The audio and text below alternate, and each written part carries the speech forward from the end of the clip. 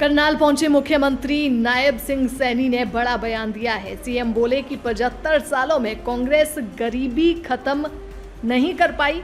CM Nayab Saini आज कुरुक्षेत्र से राजस्थान के लिए रवाना होंगे। इस दौरान वे करनाल भी पहुंचे, जहां पर उन्होंने बड़ा ये बयान दिया है। उन्होंने कहा कि 75 सालों से कांग्रेस गरीबी खत्म नहीं कर पाई है, अब तो लोगों को कांग्रेस पर से विश्वास ही उठ गया है।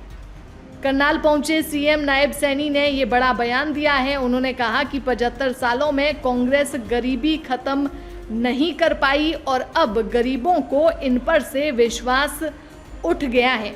उन्होंने कहा कि लोगों को विश्वास है कि पीएम नरेंद्र मोदी उनके लिए कार्य कर रही हैं। इसके अलावा सीएम नायब सिंह सैनी ने कहा कि कांग्रेस मंथन में व्यस्त है। प्रत्याशियों की टिकट पर कांग्रेस का मंथन चल रहा है, लेकिन जो काम नरेंद्र मोदी ने किए हैं वो कांग्रेस 75 सालों में भी नहीं करवा पाई।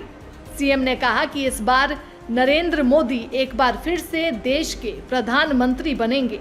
सीएम सैनी ने कहा कि निर्मल कुटिया की सेवा देखकर वे गदगद हुए। यहां पर निस्वार्थ भाव से सेवा की जाती है। चुनावों को लेकर प्रचार के लिए सीएम नायब सिंह सैनी आज करनाल दौरे पर हैं, जहां उन्होंने निर्मल कुटिया गुरुद्वारा पहुंचकर माथा टेका। चुनावी प्रचार के दौरान नायब सिंह सैनी धार्मिक संदेश देने के लिए गुरुद्वारा पहुंचे हैं, जहां से वे कुरुक्षेत्र जाएंगे। करनाल पहुंचे सीएम नायब सिंह सैनी ने यहां बड़ा बयान दिया है। क्या कुछ कहा, सीधे आपको लिए चलते हैं नायब सिंह सैनी के पास और सुनाते हैं क्या कुछ उन्होंने कहा उनकी जुबानी।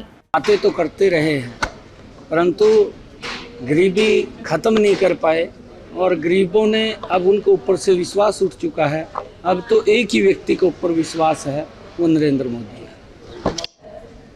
आने का सुबह सुबह यहाँ सौभाग्य प्राप्त हुआ है और आकर के मैंने महाराज जी के चरणों में शीश भी नवाया है, लंगर भी लिया है और मैं देखा है कि यहाँ पर हजारों की संख्या में निष्काम भाव से, निस्वार्थ भाव से यहाँ सेवाएं भी देते हैं और लोगों के लिए लंगर यहाँ उपलब्ध रहता है। ये ऐसा यहाँ स्थान है जिसकी बड़ी मान्यता इसकी है, जिसमें लाखों की संख्या में इसके अनुयायी हैं, वो जुड़े हुए हैं। आज मुझे यहाँ आने का अवसर मिला है संत निक्का सिंह जी की इस निर्मल कुटिया पर। मैं सौभाग्यशाली हूँ, मैं प्रणाम करता हूँ और क्योंकि मुझे भी यहाँ सेवा करने का आज अवसर मिला। रोज शाम को खबर आती है कांग्रेस की लिस्ट आ गई, लेकिन फिर आती ही नहीं है। देखिए, क्योंकि मैं अभी यहाँ बाबा संत निक्का सिंह जी के स्थान के ऊपर हूँ और सभी दल अपने अपने तरीके से काम करते हैं। उनका बड़ा मंथन चल रहा है। मंथन के आधार के ऊपर वो अपनी लिस्ट को कौन आएगा कौन नहीं आएगा वो निकालेंगे।